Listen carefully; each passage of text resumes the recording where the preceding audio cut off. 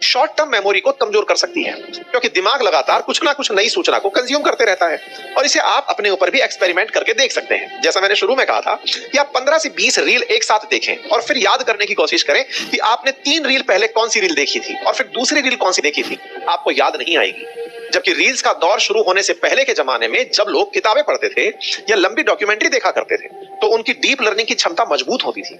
अगर वो कोई 2.5 घंटे की फिल्म देखते थे तो उन्हें एक बार में सारे सीन और डायलॉग याद हो जाते थे। लेकिन अब छोटे वीडियो और 10 सेकंड के डोपामाइन हिट की वजह से दिमाग किसी भी जानकारी को गहराई से स्टोर नहीं कर पाता है। जब आप एक वायरल रील या मीम देखते हैं तो आपको तुरंत प्लेजर तो मिलता है, लेकिन 5 मिनट बाद आपको याद ही नहीं रहता कि आपने देखा क्या था। वर्ष 2023 की हार्वर्ड यूनिवर्सिटी की रिपोर्ट के अनुसार रोज 2 घंटे से ज्यादा अगर आप शॉर्ट फॉर्म कंटेंट देख रहे हैं तो आपके फोकस और मेमोरी रिटेंशन में गिरावट आती है। यानी पहले जो लोग 1 घंटे तक बिना किसी दिक्कत के पढ़ाई करते थे उन्हें आधा घंटे भी फोकस करने में दिक्कत आने लगती है। साथियों, ब्रेन रूट का जो ये इंपैक्ट है इन सभी रिसर्च में देखने को मिल रहा है।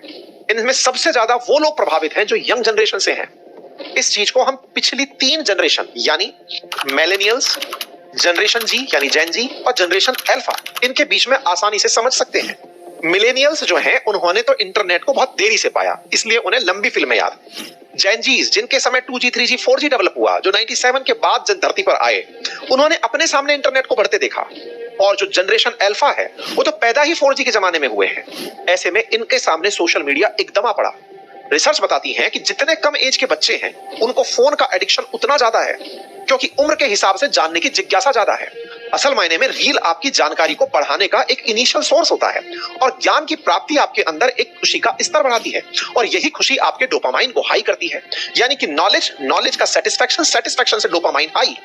और ये इतना इंस्टेंट हो रहा है कि इस इंस्टेंट प्लेजर में ये प्लेजर खत्म ही नहीं हो रहा है। साथियों, जब आप किसी नशे में होते हैं तो नशा भी कहीं ना कहीं आपके प्लीजिंग हार्मोन्स को ही बढ़ा रहा होता है। सामान्यतया इस प्लीजिंग की वजह से, इस खुशी की वजह से, जैसे शुगर के बारे में कहा जाता है कि शुगर आपको इंस्टेंट डोपामाइन देता है, खुशी का हार्मोन देता है, ऐसे ही रील्स के साथ भी होता है कि वो आपको जब कुछ नॉलेज देती है तो आपको खुशी मिलती है। कुछ अच्छे कलर्स, कुछ अच्छे म्यूजिक, कुछ अच्छी बातें आपको प्लीजेंट फील कराती हैं। वो डोपामाइन के स्तर को, आपकी खुशी के स्तर को चढ़ाती हैं। लेकिन उसकी लत, डोपामाइन की लत से ही लोग एडिक्ट होते हैं, फिर चाहे नशे के हो, चाहे मीठे के हो या सोशल मीडिया के। ये जब रील्स आगे बढ़ती जाती हैं, आप अपने डोपामाइन के लेवल को कम नहीं करना चाहते और आप इसे कम नहीं करना चाहते, इसके लिए इंस्टाग्राम ने या फिर जितने भी रील के सॉफ्टवेयर, चाहे टिकटॉक हो, इंस्टाग्राम हो, यूट्यूब शॉर्ट्स हो, इन सब ने अपने एल्गोरिदम को इस तरह प्लान किया है कि आपको कंटेंट एंडलेस